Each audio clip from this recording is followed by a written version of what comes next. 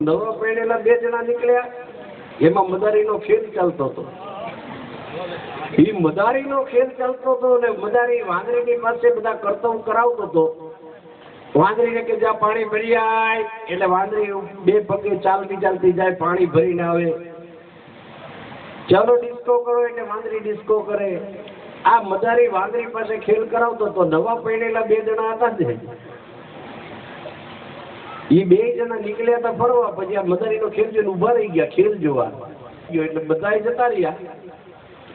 પણ આ નવા પરણેલા પતિ પત્ની હતા ને, એ ઉભા રહ્યા. એટલે પેલા એની ઘરવાળીને કીધું કે ચલ. પેલી કે નહીં પ્લીઝ, મારે કામ છે. અને નવું નવું હોય ને ભાઈ પ્લીઝ કે પછી તો ઉભું રહેવું પડે છે.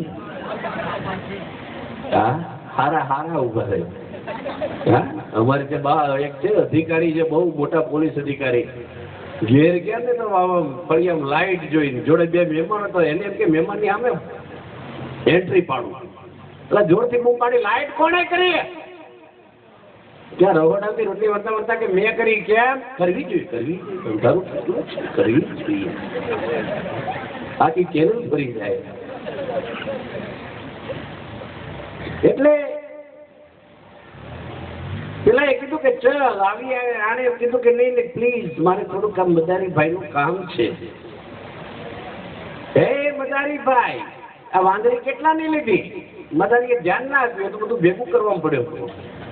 એટલે બીજી વાર કીધું. નવા પૈણી આવે ને એટલે ધીમું ધીમું બોલે.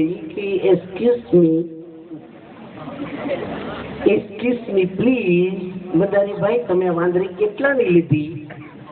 મદારીએ ધ્યાન ના આપ્યું બીજી વારે. અને પેલાનો મગજ ગયો, કારણ પોતાની નવી નવી ઘરવાળી પૂછડિયાર કરો, જવાબ ના આપે તો એને એમ થયું કે આજ તો ભૂકા કાઢી નાખું. મદારીની જોડે જઈને ખભા ઉપર બે ટપલી મારી કે એ મદારી, આ કારની મારી ઘરવાળી પૂછે છે, સંભળાતું નથી? આ વાંદરી કેટલાની લીધી? પેલો મદારી કે મેં તને પૂછ્યું.